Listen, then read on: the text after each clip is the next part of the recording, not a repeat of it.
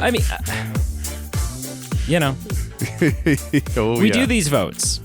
Yeah, and we do. And sometimes there is options that I look at and I go, yeah, I mean, it may be more of a filler option. Like sometimes the vote options seem a little unevenly weighted to me. Oh, okay. Like, how do you mean? Well, just in that, like, not that I necessarily think. I mean, sometimes we do it, and I'm like, wow, I will be shocked if this one doesn't win because it's clearly right. It's clearly going to be the fan favorite, and sometimes I am shocked. Like sometimes that one doesn't win. Mm-hmm. But sometimes it's just kind of like, well, there's maybe three options that all seem like serious contenders, and then there's one option that just feels like, I don't know. I don't know that anyone, like, I don't foresee good things for it in the voting results. Mm-hmm. And sometimes it's 50-50, right? Like sometimes I feel like you and I have both put forth one good one, and then there's two in there that are like, we'll let them go along for the ride, but I don't think they're going to win. Color me a little bit shocked. Sure.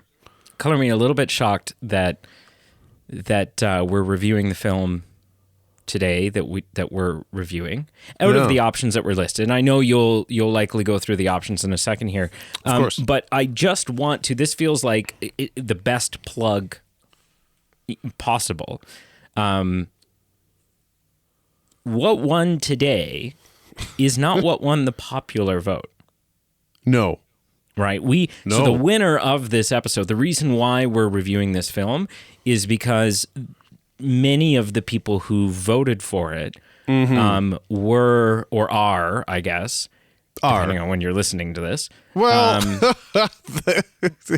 supporting us on Patreon at a tier where it increases their voting power. Their vote, instead of counting as one vote, can sometimes count for 3 or what is it, up to 5? Some people have. Yeah. Yep. So if you're like, sometimes I vote on these, like, I really like the podcast and I listen to the podcast and I always vote and my vote never wins. And what the hell? Why do they hate me? We don't hate you. No, not at all. And we love every single vote, every single one. But maybe a couple of dollars a month supporting us on Patreon might swing that in your favor. So the link for that's down below. Sorry for the beginning of the show plug. That's not our typical, advertise to you right out of the gate. But, yeah. There you go. Hello and welcome. Welcome to the Movement Podcast. I am one of your co-hosts, Peter, and my pandering with this... No, that's not true. What? No.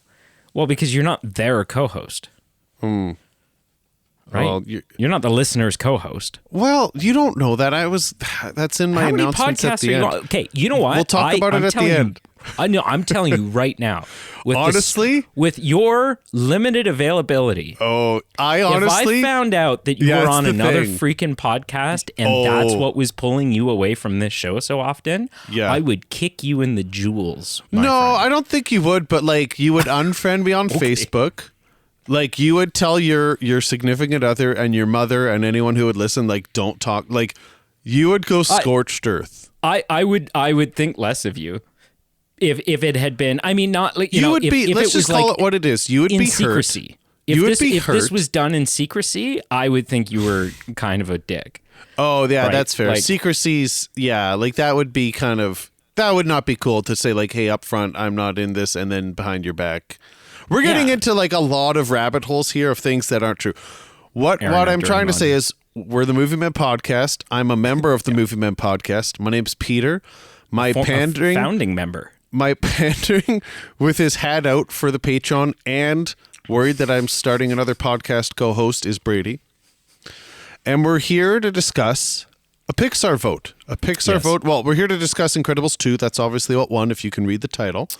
And if you can't, that's cool too. We're here for Incredibles 2. That's what we're here to tell you what won.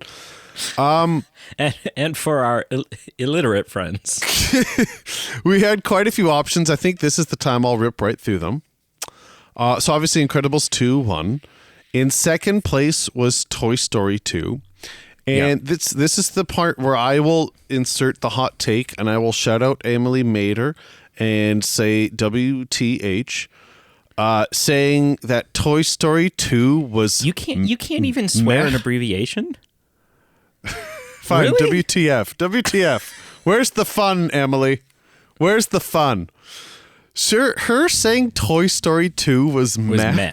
Yeah. I'm sorry. No, you are the hot taker. You are the soapboxer. Today, I'm getting on my soapbox, and I'm getting on my hot take. Toy Story 2 is not only one of the best sequels in Pixar, it is one of the best sequels in all of cinema. Yeah. And is groundbreaking and as amazing as Toy Story 1 was. Oh, Toy Story 2 is better. Toy Story 2 is better. I give them the same score, but Toy Story 2 is a creep ahead because just it's better, but you get so much more nuance because in number 1, Woody and Buzz are so antagonistic and sort of it's not till the end where they really gel. Number 2, the whole movie, they're comrades, they're buddies, they're everything. So everything is just richer. So Emily Mader, we love you. I respect you. But you're wrong. You're wrong. Yeah. According to me, you're wrong. Everyone has their own opinion, but I think you're wrong. Yeah, but this is one of those scenarios where some opinions are wrong. So anyway, that's where I'm going to insert that hot take. In third place, very close, was Elemental. Elemental was very more popular than I thought because I was rooting for it because I still haven't seen it. I don't think I've seen it either. Of the more recent, because it only came out a year ago or something. It's newer. Of the more recent Pixar films where, in an era where I feel like Pixar has in some ways lost its stride a little bit. It's doing a little bit of pathfinding and it's stumbling along the way. At the trailers at the very least for this, I was like, okay, all right, that feels like it might be what I'm after in a Pixar film. Interesting. Yeah, we won't know in this circumstance, but I am intrigued about Elemental.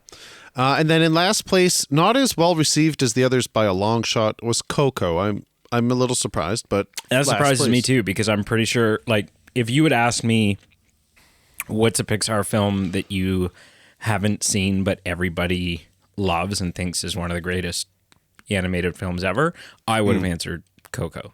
Interesting. Yeah, I hear people talk about it all the time. People rave about it, but yeah. So, surprising. Anyway, Incredibles 2 won, and again, shout out number 2 here to Daphne, who, like many of the voters that helped win this one, she said she had to go with her heart with Incredibles 2, and here we are. Here we are. Yeah. Well, I'm going to be a heartbreaker today, by the way. Well, not yet. Well, if you are, then that means things haven't gone well for you, because you know what time it is? Oh, good Lord. Woo! Bust it out. Oh, good Lord. Bust it out, kids. Here we go. Oh, good Lord. Okay. See, this is a good strategy for you because I used to win trivia far too often. Oh, yeah. And now I feel like I've forgot, it's a muscle that I have atrophy. Yes. I have trivia atrophy. You're on the physio wait list. You need physio to help those atrophied muscles out. All right. Okay. All right. Question number 1. Oh, multiple questions. Yes. Jeez. So this movie, which is called Incredibles 2, is 1 hour and 58 minutes. Yeah, long. When I went to go for a Pixar film, when I went to go watch it, I was like, "Oh God, 2 hours!" Right? All right. This is not only the longest Pixar film to the date of its release.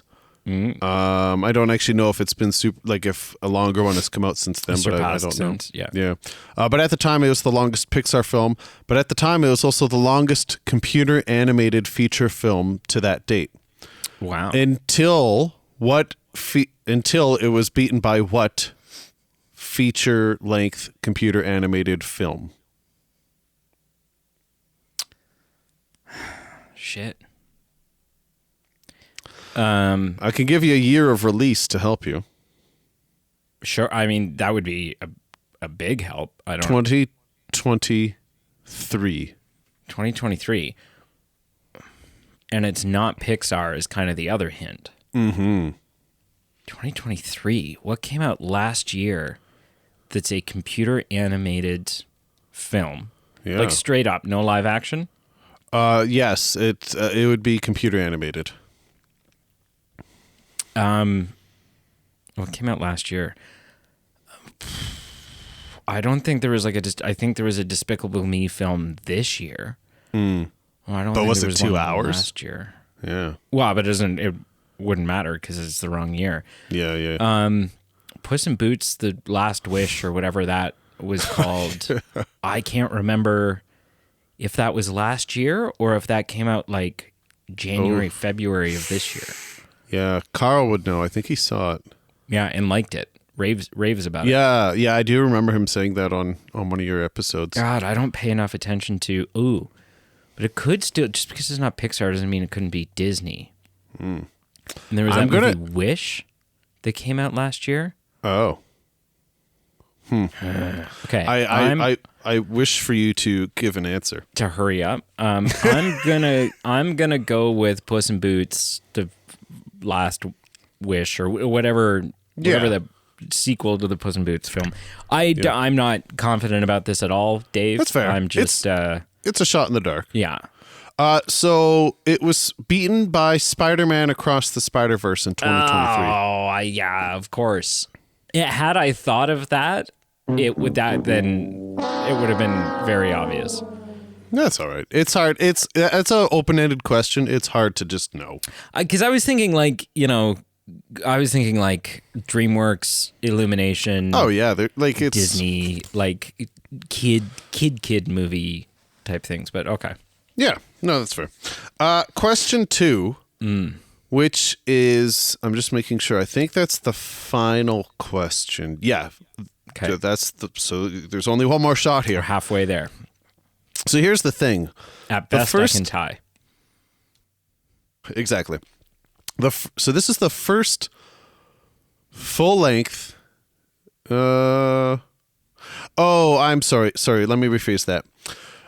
Since a previous movie, this was the first full-length Disney animated feature film to feature mild bad language, including hell and damn.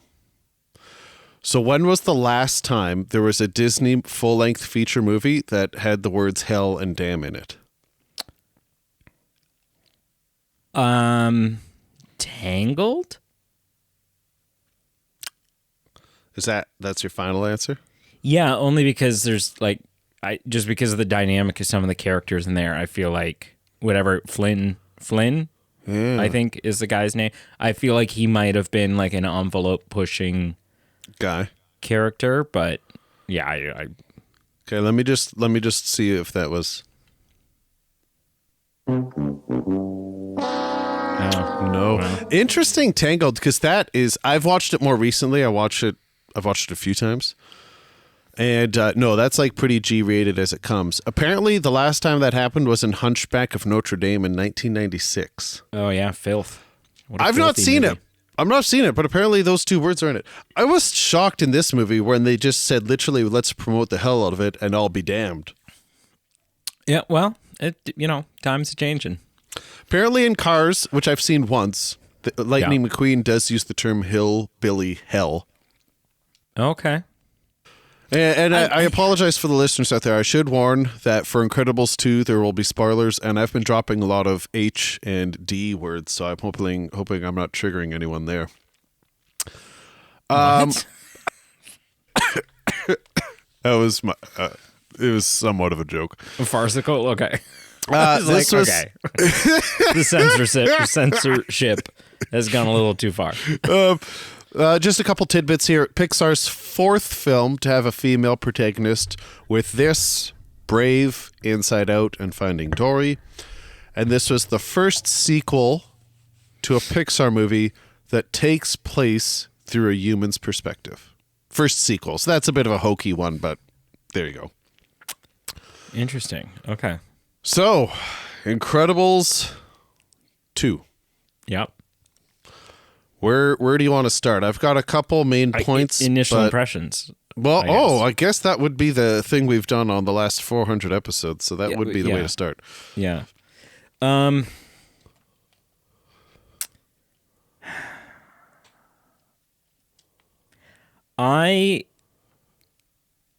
God. Wow. I have a disclaimer that I have to give, and I don't know I'm trying to figure out right now if I need to give my disclaimer before giving my initial impression. No, I don't think I need to do. I'll just keep the initial impression short and sweet, and then we can get to my disclaimer when it's applicable. I think that this movie is it's an okay movie, but I think it's a major letdown as a follow-up that people waited 14 years for to The Incredibles. I think that this film makes a hypocrite out of some characters. And interesting. And I think that I don't know. I have a lot of questions about why this film went in the direction that it did. And yeah, I think it's problematic. I think it's a problematic movie. And yeah, so it's wow. I was disappointed that it won. Interesting. Yeah. No, that's fair. And nowhere near as good as the first one. Nowhere near as good as the first one for multiple reasons. Interesting. My initial impression is opposite to yours. I enjoy this movie. There's something I just quite can't put my finger on that I actually think, and it's close, but I think I prefer number 2 over number 1. And I don't know what it is. I've watched number 1 quite recently, and there's just something that the middle just kind of drags for me. I don't know if it's a pacing issue. I'm not sure if it's the character dynamics. Like in this, the thing that I like about number 2 is the family's more cohesive, and throughout it, they're kind of doing things in tandem, and I think that makes it stronger for me.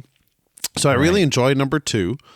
I do like how they all get more screen time. It's not just about the dad this time. Like we really see Violet and the 2 kids, other sons, have a lot more depth. And I think just for me that it's a fun movie. Visually, it's great. I think the action sequences are not only entertaining for Pixar, but just are good action sequences that in some modern lower budget movies, like this has me more captivated.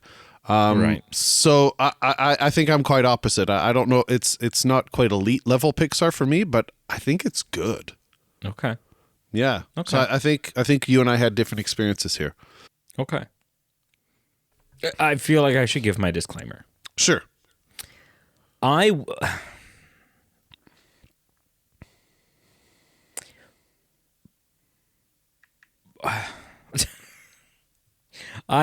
struggling here. I'm not usually lost for words. No, I don't know how to react to this. I'm trying to support you, but I'm usually the one lost. Listen, I would consider myself, because I don't want to come. There's a fine line here where I can come across as cringy and slimy and whatever, and like just desperately trying to defend myself, and that's not what it is, and I want to be careful that I don't sound that way. Mm-hmm. I would consider myself. There's going to be some issues that I raise with this film, and the reason I'm giving this disclaimer will probably become apparent during the episode. Mm-hmm. But I would consider myself to be a feminist, right? Sure. I believe that men and women should have equal rights, equal opportunities across the board without prejudice. Mm-hmm. And that if you are a male who believes that you are smarter, better, more qualified, you know, whatever it may be, more powerful because you're a male, then I think you're a slimy piece of shit. Like that's like Yep. it's just I can't beat around the bush about that. That is what it is. Yeah. Clearly, this film has some strong feminist undertones, right? With Elastigirl being the main protagonist, with Elastigirl being the breadwinner, the one that is going out and having the adventure and doing the things, right? We sort of shift the focus from Mr. Incredible in the first one now to his wife in this one.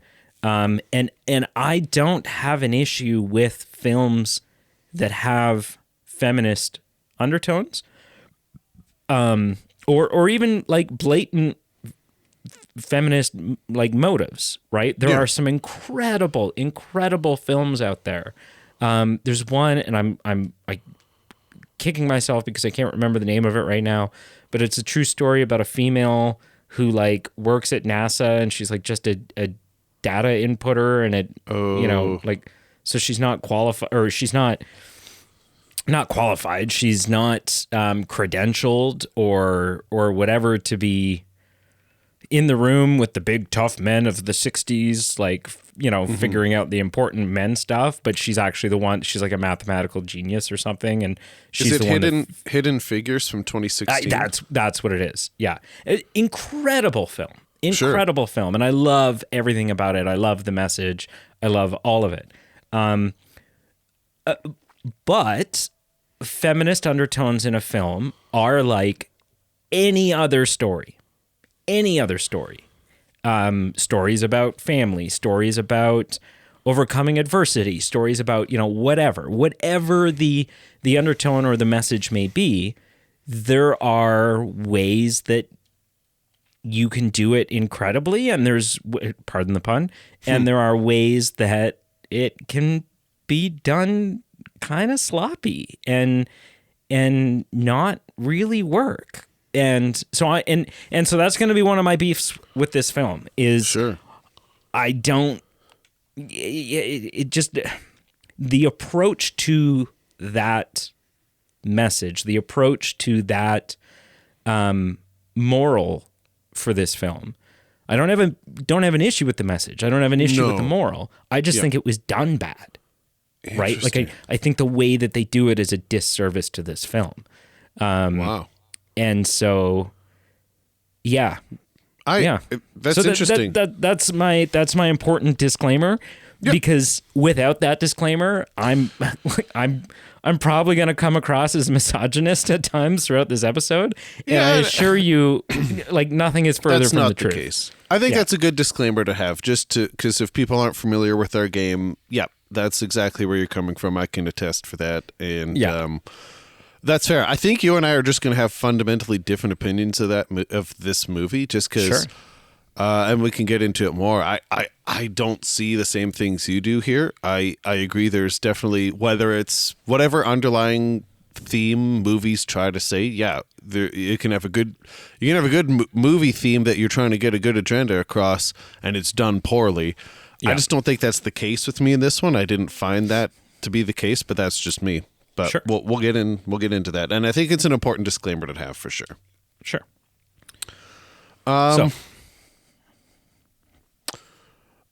So, I mean, I guess just piggybacking on what you said, I think it was important to have a bit of a reversal from number one, just from a story perspective, so it wasn't just rinse, cycle, repeat of the same character goes off, the same character stays with the family, kind of just taking gender roles out of it. Oh, for sure. I do not think this film should have been Mr. Incredible centric. Okay. I agree, 100%. So you're just saying some of the execution on that. I think it works well that the first one is. And I don't think that, you know, I don't think that the first one, you know, maybe it does fall into the typical, like, oh, it's always got to be a male protagonist trope. I don't know. Yeah. But there's a story there, which is, you know, And I mean, this is the perfect springboard into my comment about how this story makes a hypocrite out of one of our characters. Yeah. The first story is about a husband, about a dad who is stooped in secrecy, right? Mm-hmm. He is going out. He's trying to relive his glory days because he's having a midlife crisis. He's in a job that he hates. Yeah. A dead end job. He's never going to move up at this place. And he's just literally longing for the golden years. And an opportunity comes up to do that. And he has to go on this journey where he realizes that he is much stronger when he is leaning on and relying on and working in tandem with his family. Sure. And what's her name? Helen? Oh, gosh, I'm blanking. Elastigirls? We'll just say Elastigirl. Elastigirl, his wife in the first film, her real message, like the thing that she is constantly trying to beat into her husband's head, her dim-witted husband's head, is that they are much stronger together. Mm-hmm. And we are stronger as a team. And you can't, like, we don't, this adversity that we're facing in Syndrome, we don't stand a chance at beating this unless we do it together. Right? No single one of us is strong enough or powerful enough or whatever enough to do this. We have to do this as a team. And that's the big realization at the end of the film, right? When they come together and yes, he's going to allow his wife in on it. And even she has to go through a little bit of that journey because for understandable reasons, they don't want to involve the kids. Mm-hmm. But Edna goes ahead and makes costumes for them anyways, and then the kids find the costumes and they why not? And really there are many situations or scenarios at the end of that film where if Dash and Violet hadn't been there, they're boned. Things would have gone much different. Yeah. And then this film, which is a direct continuation. I'll pause you there. I do think, to me, I will say that's a bit of a mark against the movie. I love movies, whether it be Pixar or anything. It doesn't need to be 20 years that have gone by any means, and that wouldn't work with the age of the kids. But I'm just saying for the context of things. I like sequels where some time has gone by, where the characters aren't exactly the same people we've seen. There's maybe been a bit of growth. There's maybe with the exception been a bit of Lord of the Rings. Sure, but you know what I mean? Like most sequels where, say in Toy Story, I'm just going to say that. Years. It's been a couple of years. With Toy Story, it's been a couple of years, so our characters, they've changed individually. They've grown with each other and how they interact with each other. So they're not the same iterations of the characters you saw in the first version of the film. And so I think there's just sometimes opportunities for growth in how you storytell when you let some period of time, whether it be 6 months, 10 years, whatever it is. So I do feel like that is maybe a mark against this movie is just with the timing aspect where like it's literally like the very second after number one ends, number two starts. And so I'll say it just seems like a good spot as any to bring that up. I feel like that it's not necessarily a bad thing, but it works against where we go with our characters and our story with this. Right. Sure. And it's a decision. It's a decision. So that being said, it is a direct continuation, and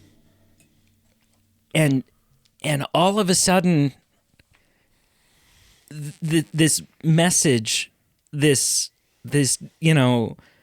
moral drive that Elastigirl has had, which is we need to no one person of this family is the star, is the one that needs to be out fighting crime. Like this is we're not an average family, right? We're not a stay at home and make breakfast for the kids and blah blah blah. No, we're the end of The Incredibles sets it up where okay, we are a crime fighting family.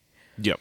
And that's going to be our dynamic, and that's the world that we live in, and we're going to usher in this whole new era for our family. And then this film starts, which at best takes place, like obviously the beginning of it takes place immediately following. And maybe there's a week gap. Sure. Or something. Ish. But then the entirety of this film feels like Elastigirl not realizing that she needs her family, right? And the Incredibles family, this crime-fighting family that we've just had set up for us at the end of the last one, is replaced for a bunch of random closeted superheroes that we've never met before. We don't know who these people are. It's hard to really care about them. Okay, so hold on. I want to stop you there because sure, it's maybe hard to care about them, but I do feel like for their worth, they bring comedic value. They do. They're funny. I just want you to expand on your point in that, what do you mean? Because I see where you're going with this. I was wondering where you're going with this hypocrisy and where you're going. So I see it's about Elastigirl. Can you break down the point more? And I know you're about to, but I just want to kind of hone you in here. Well, yeah, I mean, what is it about it that you're saying? Can I rephrase what you're saying or repeat? You said something about she wasn't eating her own medicine in this one where she didn't realize she needed her family. Like, could you expand on that a bit more? Well, obviously you see the full family in costume at the beginning of the film. Yep. And then we get to see it again at the end. Right? Like they don't this isn't a film. This isn't the sensible and reasonable follow-up and continuation of what is set up at the end of The Incredibles. Right. Right? This becomes Elastigirl's story, which is like fine. Maybe she deserves a story. Mm-hmm. And maybe there's a story there to tell, but that's not what's set up for us. Right? Like that it feels like a betrayal of her character from the first one. And yeah, it just like all of the antics that you get to see in this film, right, is, oh yeah, Bob's at home and he doesn't know how to be the stay-at-home dad, and he's fumbling as a result of being that. And they sort of, in some ways, not to the extent of something like The Simpsons, but they kind of turn him into the like 90s sitcom stupid dad. Right. Right. The one that is, like they felt necessary to show you that, like, yes, he might be super strong. He might be Mr. Incredible. But put him at home in charge of changing a diaper and the man's useless. So I want to stop you here because I want to break down a lot of what you're saying here. Sure. Because I fundamentally disagree with some of it. Okay. I would say, I don't know if that's where they go, because at first, I'll agree with you at first, it does seem like they're playing that card with him at home. And so I do feel like, yes, maybe we didn't need as much of these tropes of, he's struggling at home, him not wanting to tell her. And, I don't really know if I really wanted that kind of tropey antagonistic bit where he's in over his head at home and trying to figure it out. Like, I think maybe I would have liked it more if he was just like managing and doing okay at home. But then you don't get as much tension, so you need tension from somewhere. So I'm okay with that. I think back to your Elastigirl point, I think I would just disagree. And it's an interesting point because I never considered it from that angle. But I think I would disagree because I don't have a problem with it because the stakes are different with this one. You're right. Number one, the way they set it up is we're together, we're stronger, we do this. And that's where we go with number two. When the stakes elevate at the end, that's what they do. I would say with number two here, the stakes are different. Like, it's not like she's going off and spearheading something alone where she knows, you know what, I need help, but I'm just not going to take it with me. The stakes are different with this. This is all about like going on a mission for optics. She's trying to kind of push the envelope policy-wise, law-wise. That's what she's doing. And so to do that, it's a game of optics. It's not a game of brawn. She doesn't need her family for that. She's not in as dire danger as number one, where a family member is being kidnapped, right? So I feel like with yeah, you're right. The stakes are different. When things then take a 180 and things escalate and things go, then everyone gets involved, everyone works together, and I think we get to that point. And I think that's where I disagree with that. So I would disagree. Sure. And sorry, I'm bouncing back and forth. This is the last thing I'll say, and then I'll give give it back to you here. I agree. I could have done without some of the antagonistic stuff with the dad staying at home, but I will say they do have him do a bit of a 180 where he's in over his head at times. He's doing stuff, but then the light bulb turns on him, and he goes, "You know what? I'm going to own this. I'm going to succeed at it." He's staying up late, 100%. learning math himself. He does stuff, so they do kind of break some molds in some ways. Yeah, they redeem him as the dad.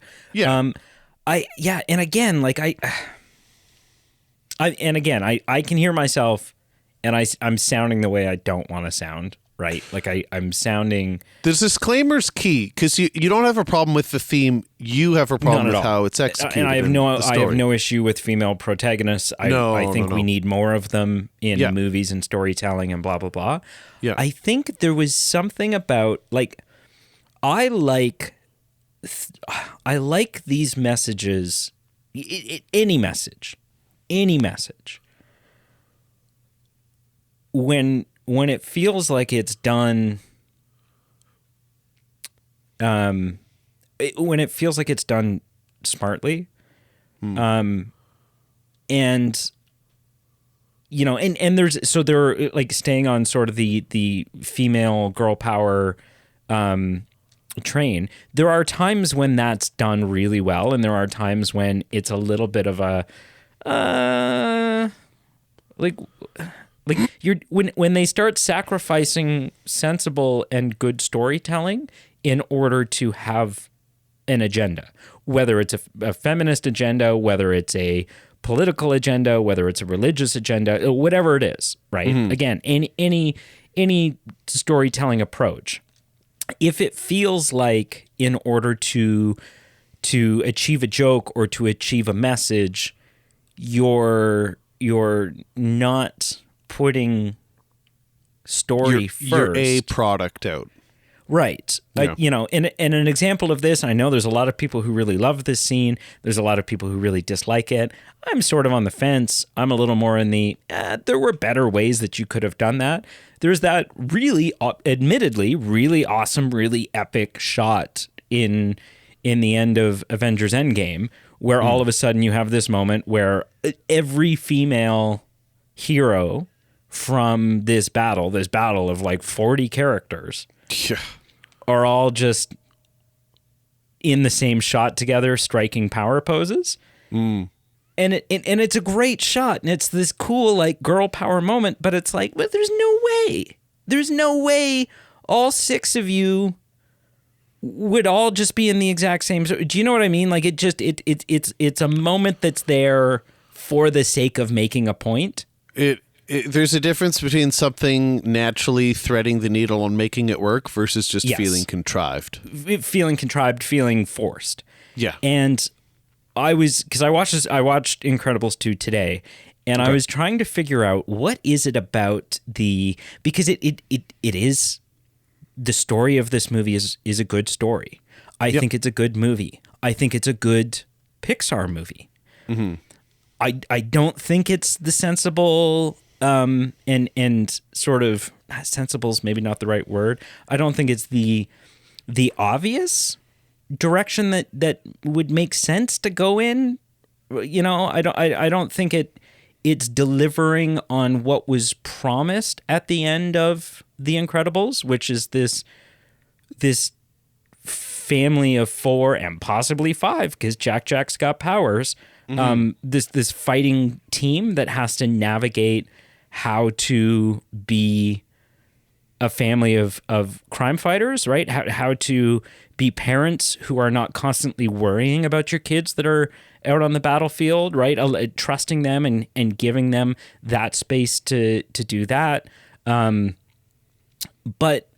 so I was trying to figure out while watching it today, I'm like, what is it about this story, this film, where I don't like the approach that they've taken with the feminist message. And I think what I've boiled down to, because this film came out in 2018. Not that long. Well, I guess 6 years at this point. Wow. 6 years ago. And not that, like you said, Hidden Figures came out in 2016. Like, not that you can't do a good feminist film in that era. Not at all. That's not what I'm saying. No. It feels like, because it feels like such a dramatic shift from the direction that it kind of feels like it would have made sense to take this film in from a story standpoint. It feels like this film is less a where are the Incredibles now?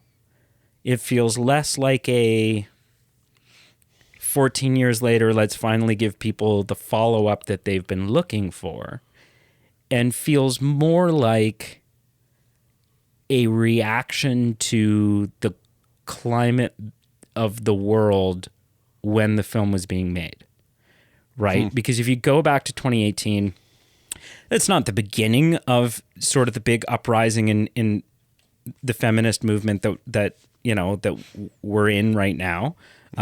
Again, a movement I support, but it was a time where all of a sudden this type of stuff was starting to be in the news and on people's minds and in public view more than it had been maybe ever.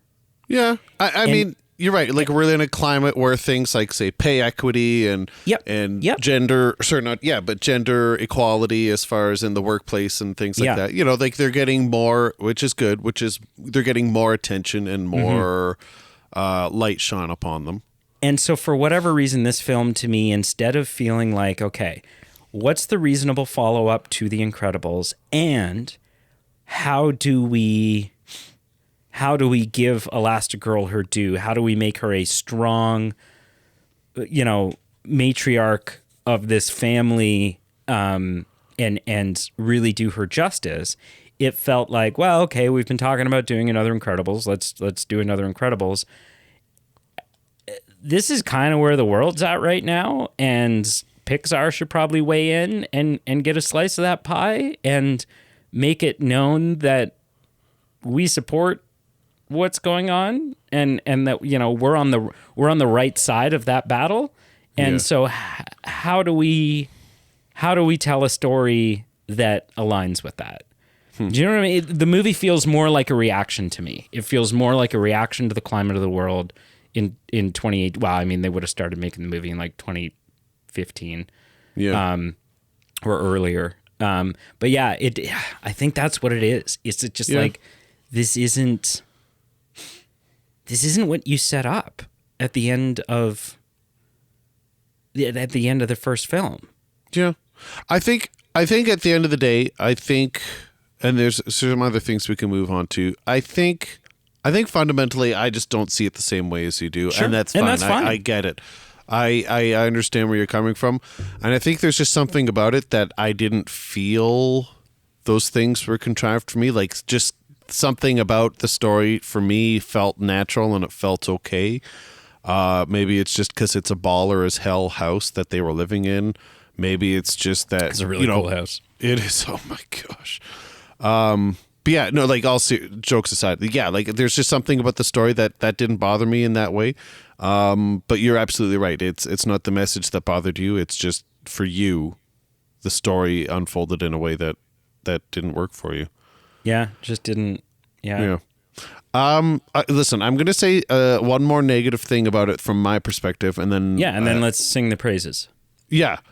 I think the villain didn't work for me in this way.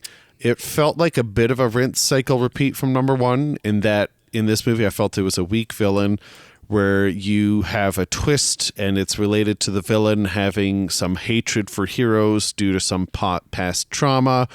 So ultimately, and that's all I have to say about it, because the villain didn't work great for me, but it wasn't enough to overshadow a great movie. It wasn't enough to overshadow the good things about the movie. So the villain, if you grade it on its own, wasn't great for me, but we'll talk about the good things in the movie, but they still outweighed the overall weight of this movie. I think it's a weak villain too. Yeah. And I think what makes, not that Buddy or Syndrome from the first film goes down as one of the greatest villains of all time. Not even close. But there was a dynamic to the first film where, even though Buddy's decision to become a supervillain and kill people was a gross overreaction, even though he was not making good decisions. Yeah. It was still a villain that Bob created. Right? That it could be tied back. It wasn't just a hatred for heroes. Yeah. It could be traced back to an interaction that Buddy had when he was a kid with Mr. Incredible, where Mr. Incredible schlepped him off. Yeah. Right? And crushed his dreams. And so there's a dynamic there that is Mr. Incredible almost like facing his own demons, kind of, right? Like it's there's more depth there to that villain than there is in this one, for sure. Yeah. But getting to the good things that I think outweighed the villain for me. Okay. I mean, I hit on it before, but the animation. It's leaps and bounds. Leaps and bounds better, right? You can tell it's 14 years later. Yeah, and just not just the quality of the color palette, the color tones, just the sequences, the detail. I mean, it's a different ballgame than the Toy Story 4. You've got the Toy Story 4 a year later where there's times in the opening sequences you're doing a pulse check thinking, is this live action? Is this real? Yeah. When RC's stuck in the rain. Right. Which, of coincidence of note, apparently this was supposed to come out in 2019 and Toy Story 4 was supposed to come out in this year. But they got flip-flopped just because they were ahead of schedule with Incredibles 4. Yeah. And Toy Story 4 would have, as much as I hate Toy Story 4, Toy Story 4 would have, it makes sense for them to come out in this order because visually, even though Incredibles 2 looks great, visually, Toy Story 4 makes Incredibles 2 look like shit. Right? It's a night and it's only a difference of a year, which is nuts. But it's just a different anime. Yeah. Oh, I'm not disagreeing with you, but it's crazy. It's not 10 years or something. It's 18 months or whatever it was. Well, and Toy Story seems to be especially in Toy Story 4, they're just going for, it's a different type of Pixar animation because no Pixar film that has come out since Toy Story 4 looks as photorealistic as Toy Story 4. Correct. Yeah. The animation, color palette, visuals all are great with this. Music's good. Music is good. You got Michael Giacchino coming back. It is an automatic win anytime you have him in it, whether it's for Pixar, whether it's for the critically acclaimed television series Lost. It's a good time when Michael Giacchino's there. Yeah. I'm surprised you didn't bite on that one. Lost? Well, I mean, the issues with Lost are not it's not the music for you. It's got nothing to do with the music. Yeah. Characters are good, so obviously a large percentage carryover, but we've got Bob Odenkirk here. Yeah. Doing his thing. I love me some Bob Odenkirk. I really do. I'm a fan of him. I haven't seen a lot of things with him in it, but he was great in this. As much as a voice actor, he didn't mail it in. It was fun. It was entertaining. Yeah. And his character was well done too. It was refreshing that he was altruistic and he truly was who he said he was, and he wasn't involved in the tomfoolery. No, because there's a little bit of not a fake out, but there's you spend a lot of the film the first time you watch it thinking that he yeah, he's the rich billionaire getting all this, like, you know, it seems pretty obvious that he's going to be evil. Yeah. And so it's refreshing that he's not. Yeah. To the film's credit, actually, that's a good point. Like, to the film's credit, he's not. Yep. Yeah. Were there any other notable names or actors that stood out to you as far as cast? Or, like I said, it's a lot of carryover from number one. There's a lot of carryover from number one. You have Catherine Keener, who plays the sister Evelyn DeVore. Sophia Bush plays Void. That's kind of it. I mean, you get the return of John Ratzenberg as the Underminer. Yeah, it's just such a random point of just how out of nowhere he comes in number one and how he just rides off in the sunset of number two and we never see him again. Yeah, and again, I mean, I think that was the sensible antagonist for this film. I think I see what you mean. You know, that's what they were setting up, is now this family is going to have to fight this guy. Mm-hmm.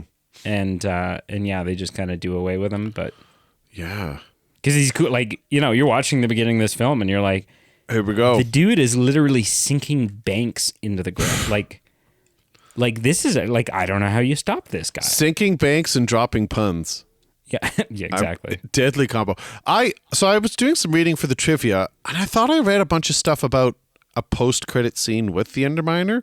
I didn't see squat on Disney Plus when I was watching this. I didn't see anything on Disney Plus either.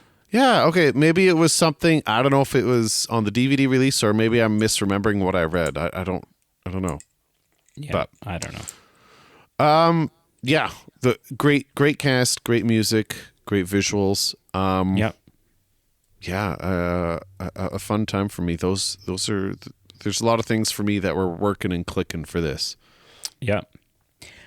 It's worth noting that we are getting an Incredibles 3. Okay, interesting. Like, that was recently announced. Okay. D23 something. Yeah. Something. Somewhere. And we don't have a ton of, like, official stuff from it quite yet. But it seems like maybe 2 or 3 years have passed. Right? Like, okay. You know, maybe Dash is like 13 now and Violet's 20. Sure. Or, you know, whatever the yeah. Which, again, and then I'm all for. Sure. Right? Like, show us, don't just give us more of the same now. No. You know, maybe Dash is wanting to go off and be his own hero and doesn't necessarily want to be a part. Maybe it makes sense that Dash is the one, much more than it makes sense that Elastigirl is the one, because again, her whole character was, when we fight crime as a family. Mm-hmm. But it makes sense that Dash is like, no, I kind of want to do my own thing. Right? I mean, that's exactly what I was talking about before. Is whenever we get number 3, having some time passed, regardless of how long it is, you can turn the dials and do some different things with characters as they've changed and as they've grown. Yeah, you could do different things with them compared to when it's literally a continuation, right? Yeah. The movie's not quotable in the way that the first one is. I'm not enough of a fan of number 1 to tell you you're wrong, like to say, oh yeah, I remember quotes. Like what quotes are from number 1? For years after the first one came out, you know, people are always like, where's my super suit? Right? Like that whole scene. I'm the greater good. I'm the greatest good you ever gonna get. Mm-hmm. And then the moment where Mr. Incredible picks his car up and the kid on the bike with the bubble gum sees him, right? And then he comes home a little later on in the film and he's like, you know, what are you waiting for? And he's like, I don't know, something amazing, I guess. Right? Like, just those moments that felt... Right. I don't know, felt more quotable than in this film. Yeah. I mean, it's also a product of the time as well, right? Like Pixar's in its younger years, so its audiences are more impressionable. I don't know, maybe there's factors of that at play, but you're right. There's not a line that stands out to me per se. No. Yeah. All right. Anything else you want to hit on? No, I mean, at the end of the day, I think it's a good movie. Sure. I do. I think it's a good movie. I think it's a good Pixar film. I enjoy watching it. Mm-hmm. If I'm watching it sort of in a vacuum, then I think it's pretty top notch. Mm-hmm. Again, not like you sort of alluded to, not elite Pixar, not platinum Pixar, probably not, but good nonetheless. Great. Yeah. It just, for me, where it falls short is it doesn't feel like the sensible follow-up. It doesn't feel like it delivers on what it sets up at the end of the first one. And because there is such a strong message, such a strong, at the time, politically or like social politically relevant message, it makes me wonder if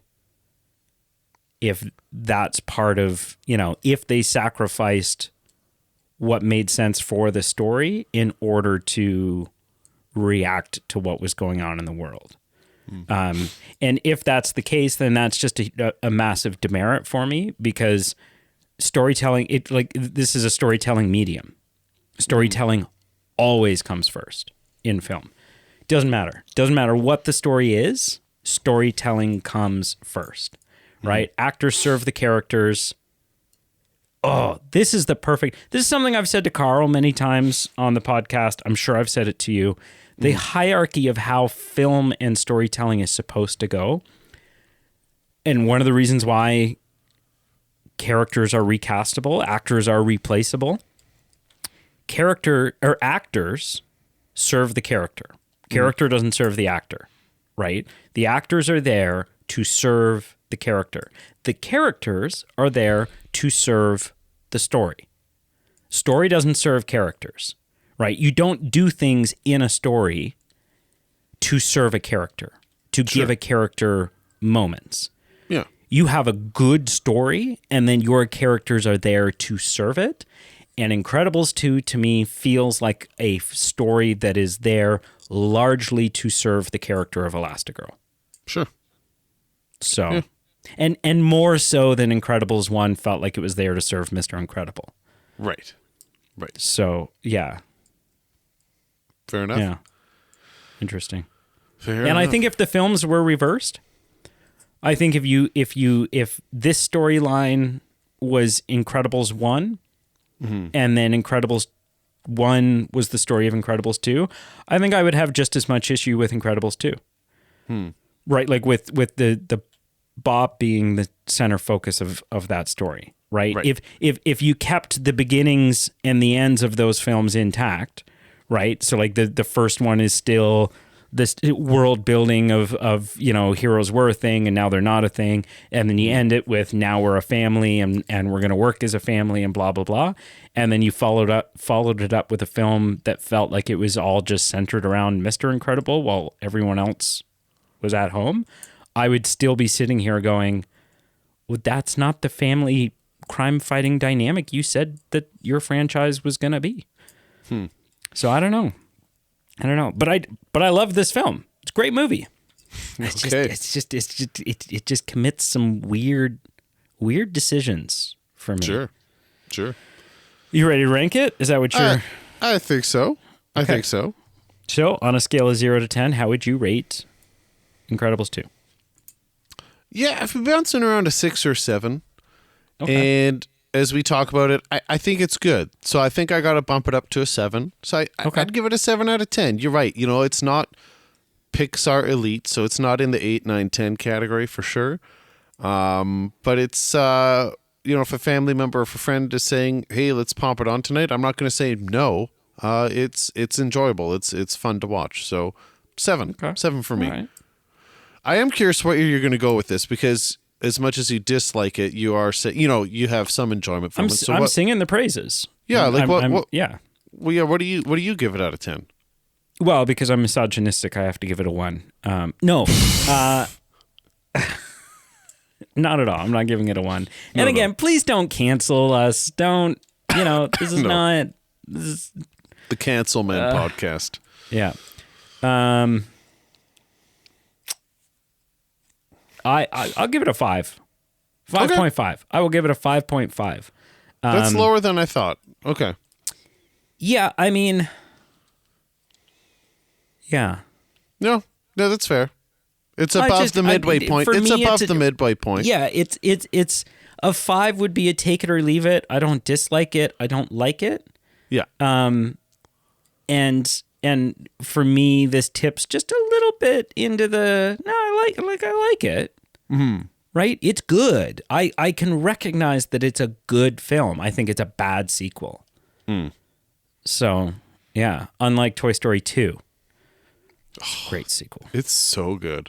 So good. We should make a Patreon bonus in the near future about Toy Story 2 and just chat about it for like 7 hours. Like, truly. Yeah. It's so good. And we can talk about how the inclusion of the Jessie character is just Pixar trying to cram a feminist agenda down. No, it's not. It works so well. I'm kidding. Yeah. No, I yeah. And again, I'll be the first to acknowledge that maybe I've commented on or voiced some opinions about things today that I'm not even necessarily entitled to voice opinions on. Like I don't understand the plight of a woman, mm-hmm. and I don't know the hardships. I don't know what it's like to not be a straight white male in a North American society, right? Like I don't know what it's like not to have that privilege. Mm. But that's not, again, we're not here commenting on political or social economic struggles. It's just storytelling. And I just thought it was I just don't like the story of this one. Fair enough. Yeah. Because I don't think, because I want a story that feels like it does Elastigirl justice, a service, right? Like not a story that services the character, but one that allows her to shine and come across as a smart, powerful, independent, woman. But it just, for whatever reason, this one, to me, it doesn't do that. And it undermines her character. Yeah. But, I think well, I think we just see different things. Everything you described, I think I did see with this movie, but things work for some people. Some storytelling methods work for some people and some don't, and that's just the way film is. Yeah.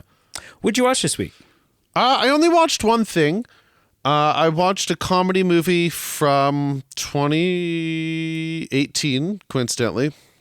It's called Set It Up. It's a comedy movie starring Glenn Powell, and then a few Lucy Liu, and then a few other characters or actors I'm not as familiar with. But what drew bizarre cast. Yeah. What drew us to it was it's about two corporate executive assistants, and they hatch up a plan to matchmake their bosses in an attempt for that if their bosses are happy and in a romantic relationship, it might buy them some free time to pursue just things that they're more interested in. So we watched it because the premise seemed funny, and then it had Glenn Powell, and he just seems to be in this kind of Hollywood shine light now, where he's in Twisters, he's in Top Gun Maverick, he's in a lot of things, so he's kind of like the shiny new toy in Hollywood. So I give it a 5 out of 10. Matt Damon in the last couple of years was on Hot Ones, where they asked him about kind of comedy films these days, and he goes into this kind of comment about, the dynamic has changed nowadays with streaming, where back in the day you would have comedy movies that would just you'd have more budget and resources because you'd get the theatrical release and then you get the second wave of home release, and you can finance more than you could back in the day. And this was one of those movies that just kind of exemplified that, where it's a movie that wasn't bad, but it wasn't great. Like, it had a lot of fun ideas and some funny moments, but it really wasn't anything special.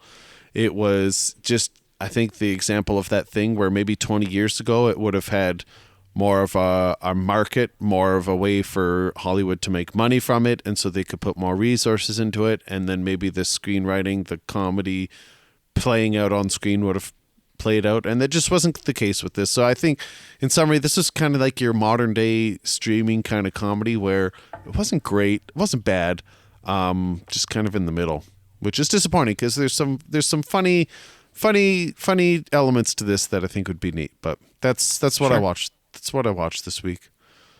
Interesting. Yeah, there was some comedian was in this. What's his name? It's like Pete something. Not important. When I find it, I'll let you know. But Pete something. Yeah, he was Pete Davidson. There it is. Oh, okay. Yeah, he was in one of the hot names right now. Yes, yeah. What did you watch this week? Isn't he? Is that a guy I'm thinking of? I think so. Like, he's been in I've seen him on the timeline, as the kids would Pete say. Davidson. He's like he was a big SNL. Yeah. SNL guy, and he's like, hot to trot and good friends with all the people, and was with all the people, dates all the celebrities. Well, no, he was. Who was he? He was dating. Who was it? Madonna? No. Was he? No. No. I know. I forget who it was. It was someone like eyebrow racing, going like, "Oh wow, okay, that's interesting." Who? This is gonna hang on. This is gonna bug me. Sure. He was dating Celine Dion, Catherine O'Hara. He was dating Ariana Grande. Oh, that's not who I was expecting. Yeah. Interesting. And was there someone else? I thought there was. I think and then people thought, or maybe he was. No, they did. Yeah, they began dating. Maybe. Did they? Who? There was a thing for a while where everyone thought that he was dating Kim Kardashian. Oh. And everyone's like, it's kind of a big deal because he's like, he's not a funny looking guy, but he's not your Hollywood. He's not like Ryan Reynolds or someone. No. He's not like a 10 out of 10. No offense. No, he's not one of the Ryans. He's not one of the one of the Chris's, right? Yeah, no. So, what did I watch? I watched. Did I watch any movies? I don't think I watched any movies, but I think the last time we had talked, or maybe this was before you and I even. We had finished House, right? We were done watching House. And so we started watching Only Murders in the Building. I think we talked about this. Yeah. How far have you gotten? We just started season 3. Okay. I mean, they're only like half hour and change, and there's only 10 episodes per season. So it's not easy like, to, we haven't been calling in sick and neglecting to bathe so that we can binge this show. I mean, you can always pull the iPad into the shower. I mean, yes. Yeah. So, all right. Yeah, I think that's it. But it's holding up, like it's still solid? Yeah. I mean, we're I don't think this is a spoiler because it's like, you see it on marketing and thumbnails of the the show on Disney Plus and stuff. Mm-hmm. But season 3 has introduced like Paul Rudd's in it. Oh, neat. And Meryl Streep's in it. What? And are there like, is it sequential in that, like, can I cold watch season 3 or would it be not understandable? No, you'd have to start at the beginning. Yeah. Okay. But even like, from the get, like Amy Schumer was in season 2. Nathan Lane was in season 1 and 2. Right. So it's got a Sting is in season 1. What? That's so it's like it's a weird collection of characters. But yeah, no, it's good. And it, like, obviously there's the comedic duo of Martin Short and Steve Martin. Sure. But Martin Short is clearly the standout in this. And Selena Gomez is amazing in it too. Interesting. Right. She's not like, I wouldn't say, like, she's obviously, just because of her age, she's not the most credentialed actor in the show. And I wouldn't say she's giving an Emmy-worthy performance. Sure. But she plays a character that feels very different than, sort of the Selena Gomez, like, very different than the Wizards of Waverly Place or some of the other Selena Gomez roles that you've seen. Right. And so it works for her performance. Sure. Yeah. Cool. Wrap it up, sir. Well, thank you so much for listening. Please like, please follow, please subscribe. Please don't cancel. Please don't cancel. Rate Please and review don't us. Unsubscribe. No. Please rate and review us positively wherever you can. We enjoy any feedback and comments you can give us. Check out our Patreon page, our merchandise page. It's ways for us to for you to support the show and for us to give you some thanks back. Check out the Patreon page. We've got a somewhat recent or soon to be released bonus episode where we chat the Twilight series of all things. Yes. We're only 10 years or 15 years or however long ago behind that was, but just pretend about it's as long ago as Incredibles 1. Yeah, just pretend it's 2008 when you listen and that it's The Rage and all the cats' pajamas. So check out our Patreon for bonus episodes like that, other bonus episodes, other video streams that we put on there. There's lots of wholesome goodness on there. And just stay tuned for upcoming episodes with Carl, upcoming votes, and pretty soon it will be the holiday season, so stay tuned for that as well. Yeah. Ooh. I don't know why I said that like it was I don't know either, but I some liked big it. mystery or Go with spooky, it. like, ooh. Yeah, stay tuned when we watch Krampus. Yeah. And yeah, moving forward, the episodes will be far less controversial. Oh, I hate that Incredibles 2 won because I knew I had this issue with it, and I just knew I was like, frig, man, I don't want to get into that because it's going to be misconstrued. Right.